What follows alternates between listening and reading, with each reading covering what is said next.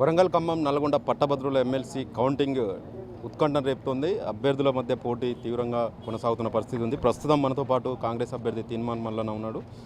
అన్న చెప్పండి, కౌంటింగ్ ప్రక్రియ ఇప్పటివరకు అయితే 4 రౌండ్లు పూర్తయినట్టుగా తెలుస్తుంది. మీరు మొదటి స్థానంలో ఉన్నప్పటికీ రెండో ప్రాధాన్యత ఓటు మాత్రమే గెలుపుకు నిర్ణయం చేసే అవకాశం ఉంది. దీన్ని ఏ విధంగా కరెక్ట్గా ఇన్వాలిడ్ ఓట్ల కారణంగా రెండో ప్రాధాన్యత అనివార్యం అయిపోయినటువంటి పరిస్థితి. మొత్తానికైతే రెండో ప్రాధాన్యత ఓటు ద్వారా ఫలితం రాబోతూ ఉంది. ఆ ఫలితం మా ఫేవర్లో ఉంటుందని 100% భావిస్తూ ఉన్నాం.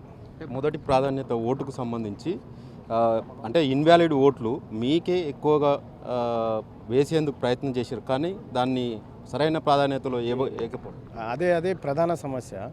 దాదాపు ఇన్వాలిడ్ లేనటువంటి ఓట్లలో 80% ఓట్లు మాకు రావాల్సినటువంటి ఓట్లు ఇన్వాలిడ్ అయిపోయినాయి. కాబట్టి అది మా మొదటి ప్రాధాన్యతలోనే గెలిచేటువంటి అవకాశాన్ని ఇన్వాలిడ్ ఓట్లు దెబ్బతీసినాయి.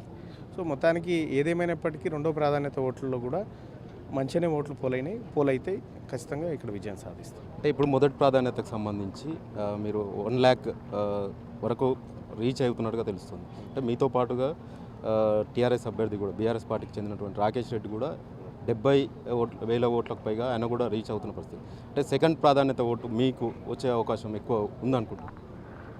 100% ఉంటుంది. ఎందుకంటే మేము నెక్స్ట్ లెవెల్ ప్రక్రియలోకి 20,000 పైచిలకు ఓట్లతో ఎంటర్ అవుతూ ఉన్నాం. వాళ్ళు 0తో ఎంటర్ అవుతూ ఉన్నారు. కాబట్టి ఈ గ్యాప్ను పూడ్చాలంటే అంత ఈజీ కాదు.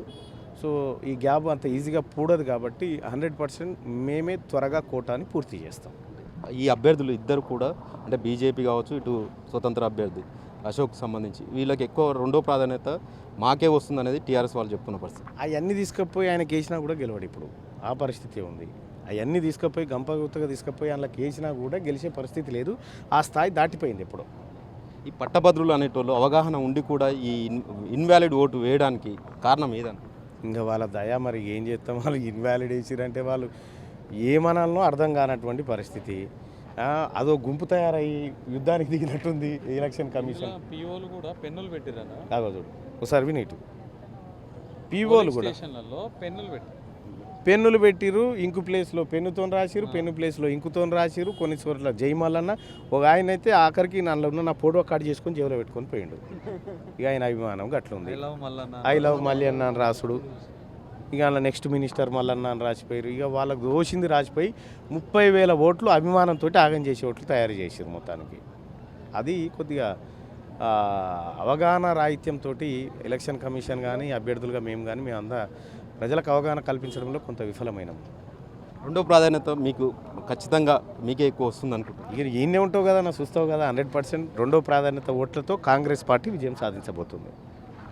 ఇది చెల్లని ఓట్లకు సంబంధించి మాత్రమే తమకు మొదటి ప్రాధాన్యతలో గెలిచే అవకాశం కోల్పోయాము. చెల్లని ఓట్లు కాక కరెక్ట్గా ఓటర్లు మాత్రం వేసి ఉంటే ఖచ్చితంగా మొదటి ప్రాధాన్యత ఓటుతోటే వెళ్ళిపొందవాళ్ళమని చెప్పి తీన్మాన్ మల్లన్న ఆశాభావం వ్యక్తం చేస్తున్న పరిస్థితి. కెమెరామెన్ లాల్తో జానయ్య, జీ తెలుగు న్యూస్, నల్గొండ.